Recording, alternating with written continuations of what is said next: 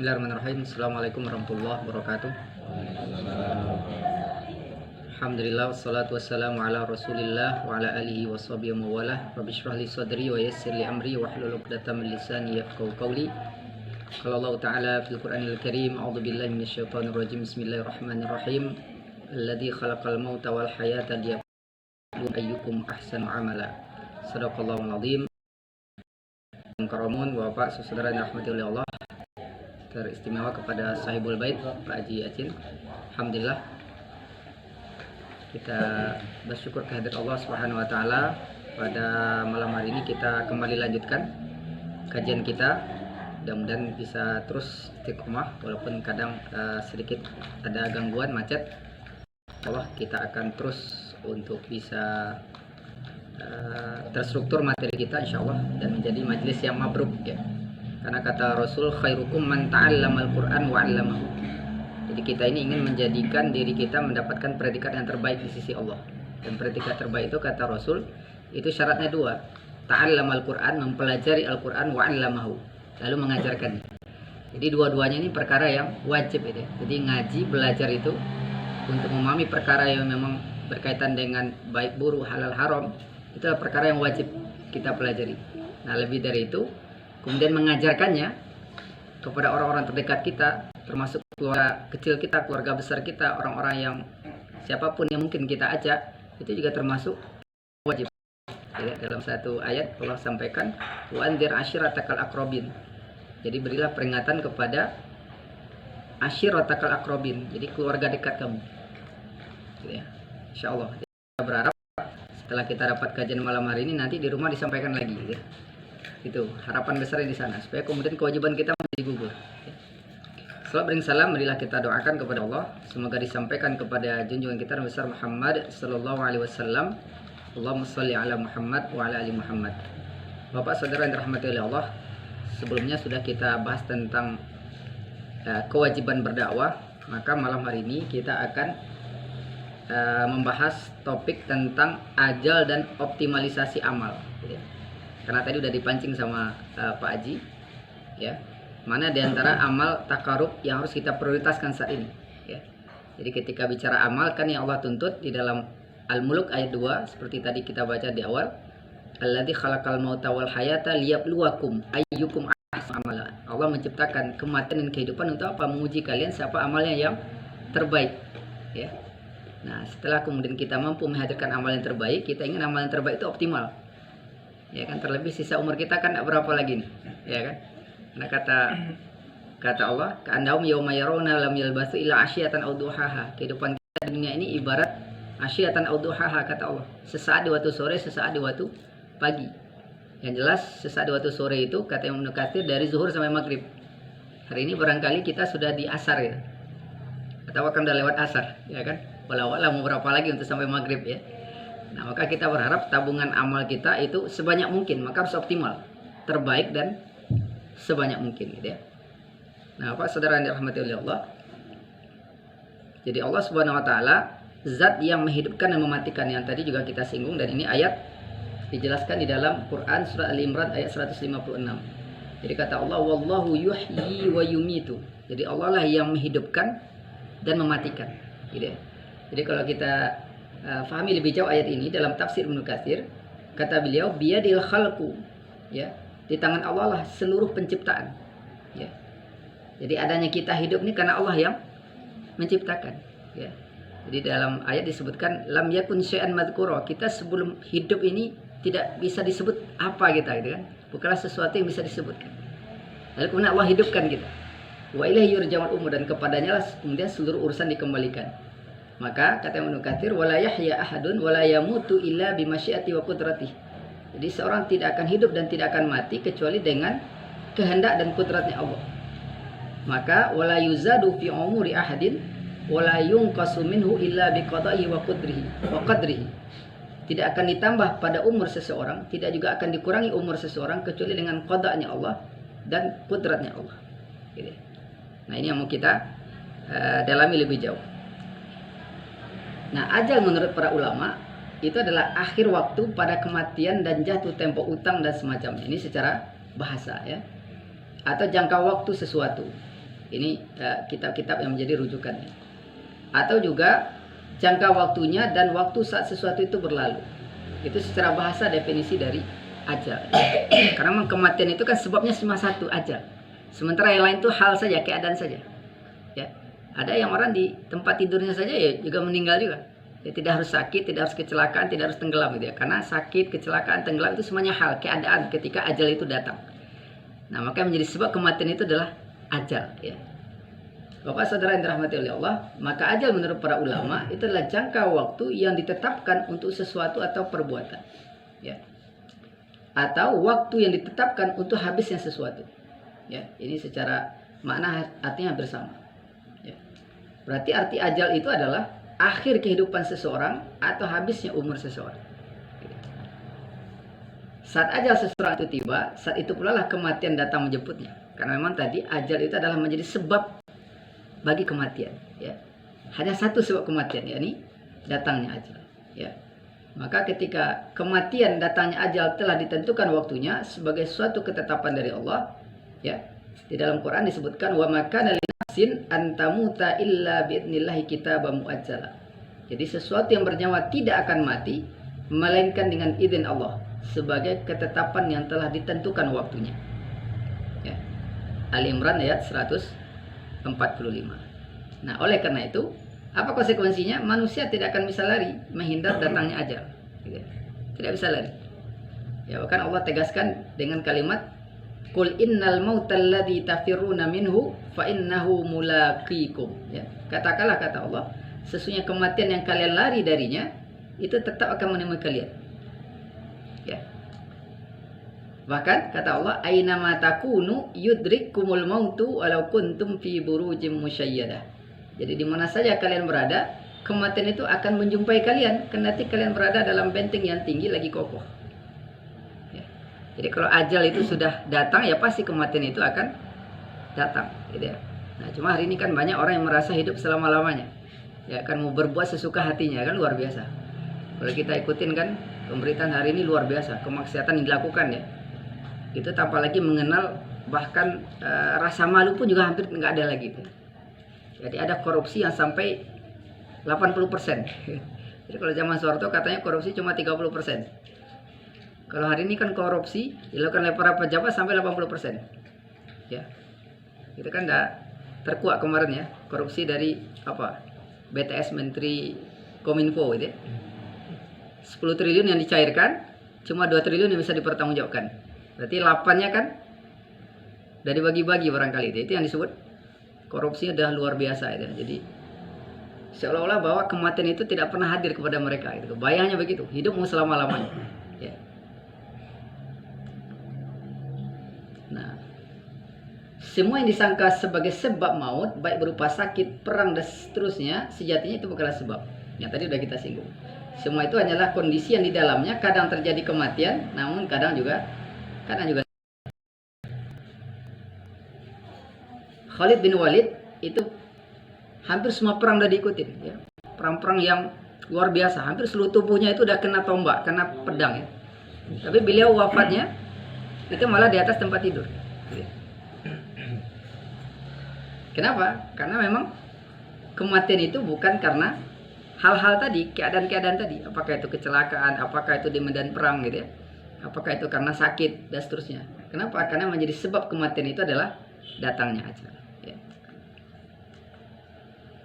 Nah, ayat-ayat di atas yang tadi kita singgung itu menegaskan bahwa satu-satunya sebab kematian itu adalah datangnya ajal, yakni habisnya jangka waktu yang ditetapkan untuk manusia atau datangnya batas akhir umur manusia.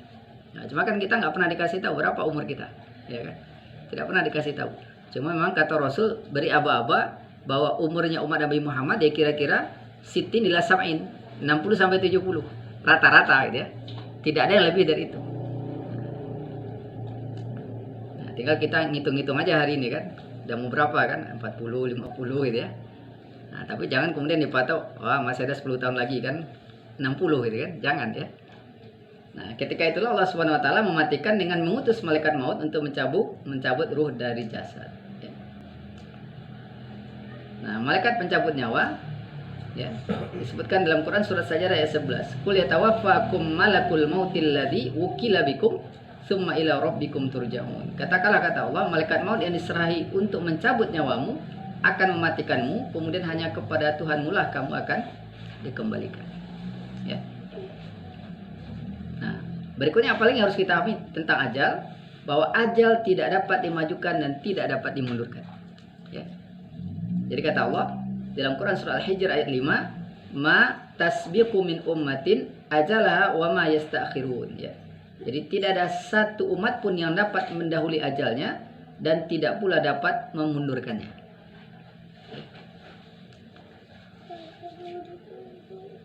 Jadi ajal tidak dapat dimajukan dan tidak dapat dimundurkan. Ya.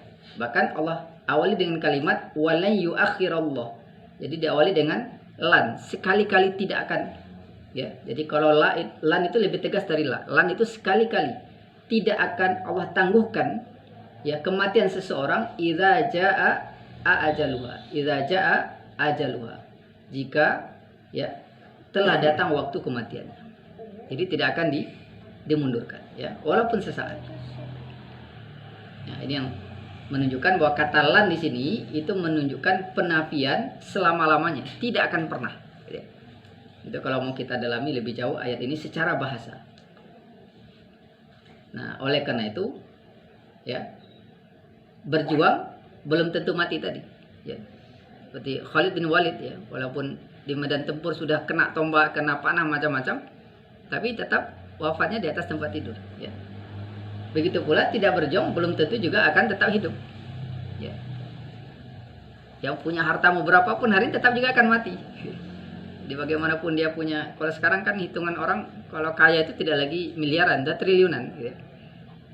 Kan kalau batu bara itu kan bisnisnya sekarang keuntungannya bisa 200 triliun. Ya. Jadi hitungannya ternyata tidak lagi miliaran, 200 triliun. Ya. Karena batu bara itu harga internasionalnya luar biasa hari ini. Jadi pokoknya cuma $45, jualannya di atas $100. Ya, produksi bisa 400 juta ton sekali produksi. Itu berapa keuntungannya kan? Itu batu bara.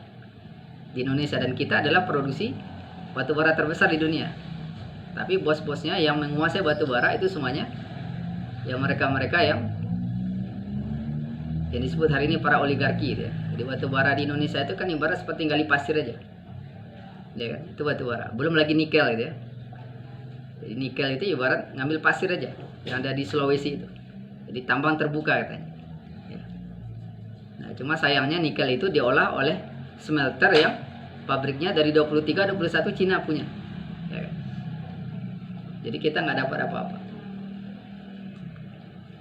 Nah, berjuang di jalan Allah seperti berjihad, berdakwah, amar ma'ruf nahi munkar, mengoreksi penguasa seperti yang kita singgung di pertemuan sebelumnya, itu tidak akan menyegerakan ajal atau mengurangi umur. Gitu ya. Begitu pula berdiam diri, tidak berjuang di jalan Allah, ya. Tidak mau melakukan perbuatan yang disangka berisiko mendatangkan kematian, tidak akan memperpanjang umur atau memundurkan kematian. Karena tadi sesungguhnya menjadi sebab kematian itu cuma satu, itu datangnya ajal. Ya, tinggal tadi menjadi pertanyaan kita, persoalan kita adalah apa amal yang harus kita optimalkan di dalam mengisi waktu sampai kemudian ajal tadi datang. Nah, ini persoalan besar yang terus-menerus menjadi evaluasi kita. Karena kalau sudah waktunya mau ngaji mati juga, ya kan? Mau santai-santai mati juga, ya kan? Jadi tinggal milih malam ini mau kita hadir atau tidak, ya Pak Ji. Alhamdulillah, ini istiqomah semuanya. Ya. Bekerja mati juga, nganggur mati juga. Ya. Jadi hijrah dari riba mati juga, tetap berkubang dengan riba mati juga. Ya, ya karena semuanya pasti punya ajal. Likulli ummatin ajalun, setiap orang itu pasti punya ajalnya. Ya. Nah, tinggal persoalannya tadi, apa amal yang kita optimalkan untuk mengisi waktu sampai kemudian ajal itu tiba. Ya. Nah, berjuang bahkan itu mati juga. Ya, berdiam diri juga mati. Ya.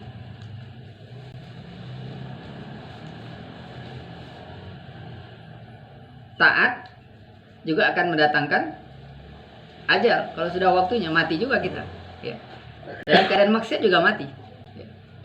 Jadi tinggal kita memilih mati dalam keadaan taat atau mati dalam keadaan maksiat. Ya. Nah, ini menjadi evaluasi kita terus. Bapak saudara yang dirahmati oleh Allah, maka pilihan kita adalah mati dalam keadaan taat kepada Allah. Ya. Jadi jangan pilih yang lain ya. Atau bisa juga ada yang hari ini barangkali, atau bukan barangkali, bahkan luar biasa, matinya dalam keadaan maksiat kepada Allah. Ya. Nah, sekarang sedikit kita tambahkan, ada hadis yang berbicara tentang silaturahim dapat menambah umur. Nah, bagaimana itu? Ya. Barangkali juga sering kita dengar hadis ini.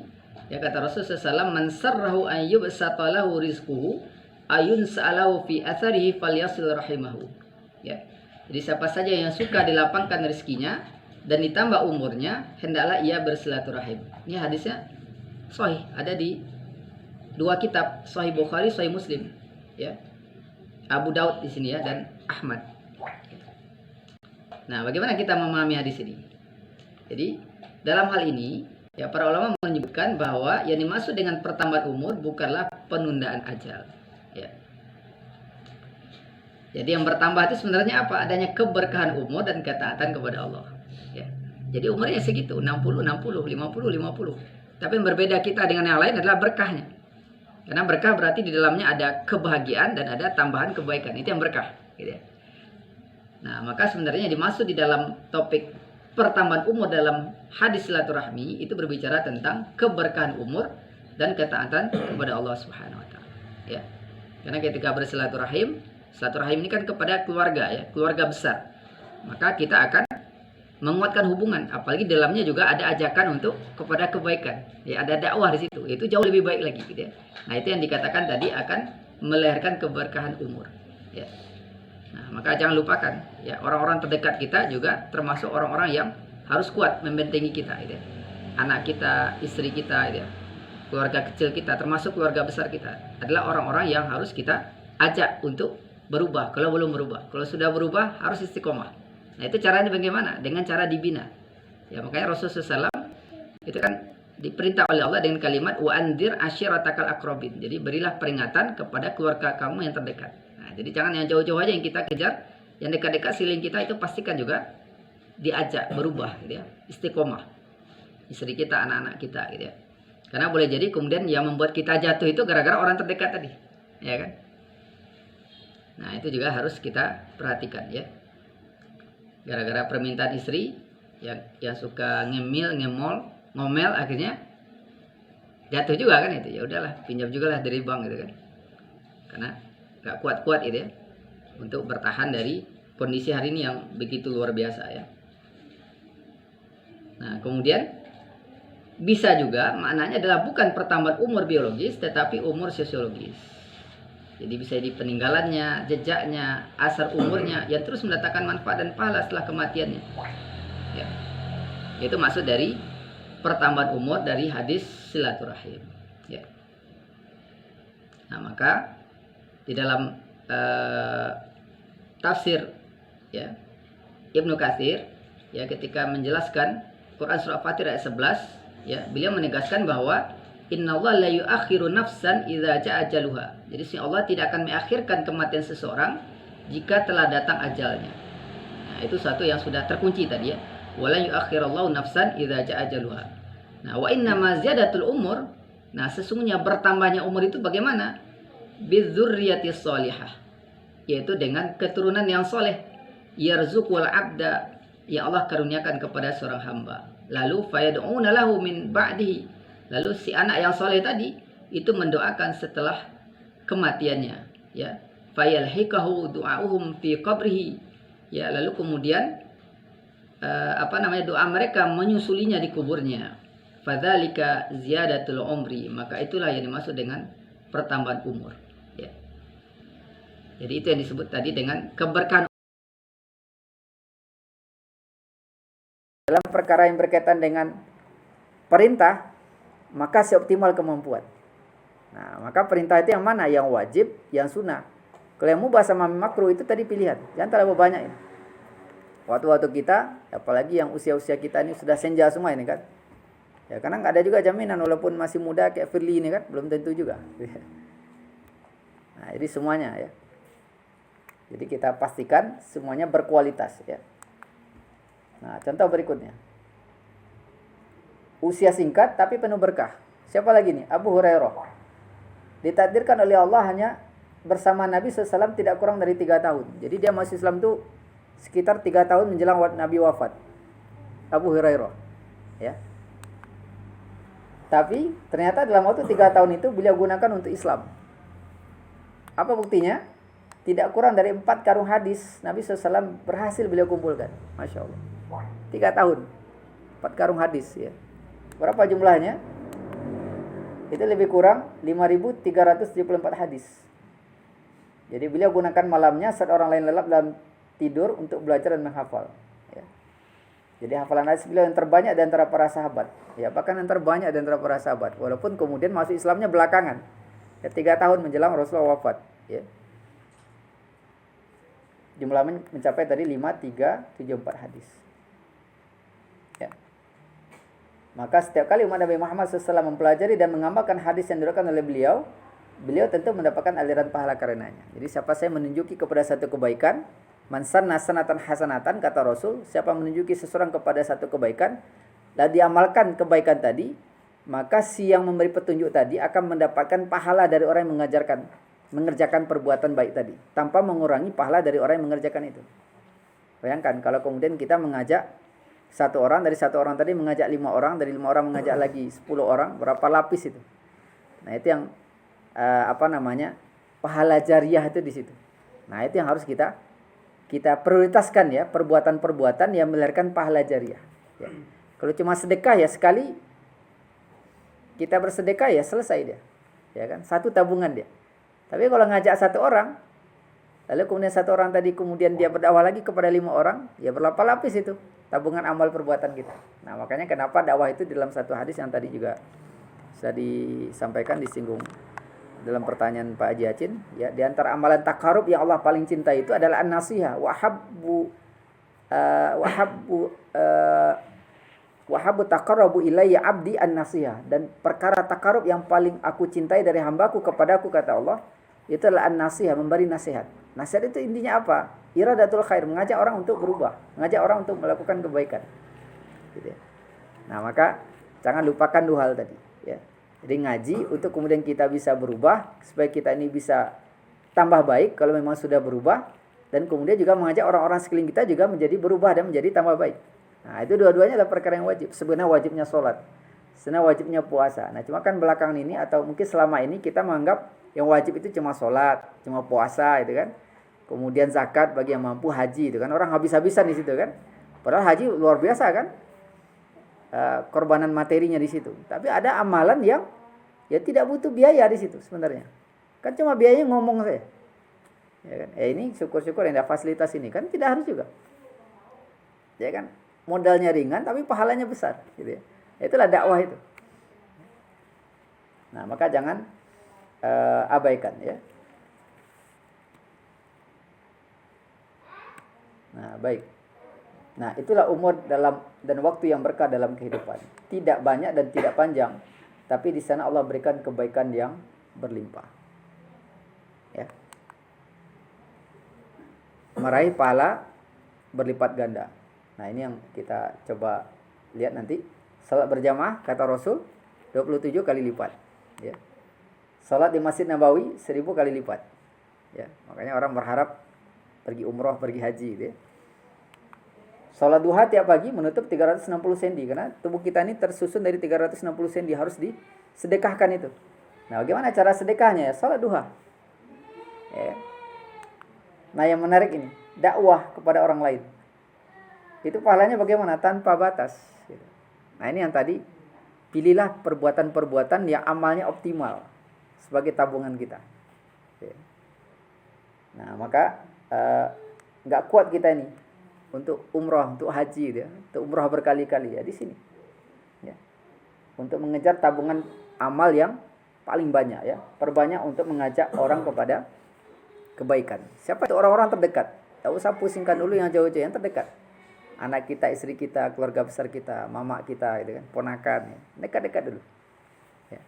Insya Allah setiap kemudian mereka itu berubah, maka kemudian kita akan mendapatkan pahala yang berlipat ganda, ya. Bahkan disebutkan pahala tanpa batas. Itu yang disebut dengan pahala jariah, ya. Nah, maka mereka keberkahan dengan mengabdi kepada Allah Allah memberikan kita jalan agar umur, waktu dan hidup kita menjadi berkah. Ya. Jadi tiap detik, tiap menit, tiap jam dan hari yang hilang dari kita dilipat gandakan oleh Allah kebaikannya karena berkah. Ya, dengan syarat tadi memang kita peruntukkan untuk mempersembahkan amal yang terbaik. Ya. Jadi ketika kita kembali kepada Allah, saat ajal yang pasti itu tiba, jiwa orang-orang yang mukmin yang solih dan solihah menghadapnya dengan senyuman. Ya, ini ayat yang insya Allah kita sering dengar, insya Allah juga kita hafal. Ya ayyatuhan nafsul mutmainnah. Jadi wahai kata Allah jiwa-jiwa yang tenang, irji'i ila rabbiki radiyatan maradiyah. Kembalilah menghadap kepada Rabbmu dengan penuh kerelaan, keridhaan. Ya, mendapatkan ridha darinya. Ya, fadkhuli fi ibadi wadkhuli jannati. Jadi masuklah ke dalam kelompok hamba-hambaku, wadkhuli jannati, dan masuklah ke dalam surgaku. Ya, inilah yang kita rindukan sebenarnya dari apa yang kemudian kita lakukan semuanya sekarang ini. Yang kita rindukan kan dua ini. Ya, kita mendapatkan ampunan dari Allah, kita mendapatkan ridhonya, dan buahnya nanti kita dimasukkan ke dalam kelompok hamba-hamba Allah dan masuk ke dalam surganya. Karena memang tidak ada kalau pilihan di antara surga atau neraka. Cuma surga atau neraka. Itu saja. Tidak ada di antara surga dan neraka. Tidak ada yang tengah-tengah. Dan semuanya harus jelas. Jalan surga atau jalan neraka yang kita tempuh. Amalnya juga jelas. Amalan untuk masuk surga atau amalan untuk masuk neraka. Jadi nggak ada amalan yang abu-abu. Maka harus jelas. Jelas sikap kita, jelas komitmen kita. Baik, barangkali itu 1 jam lebih kurang. Ya. Silakan Pak Haji. Masalah antara sarguna dan Ya.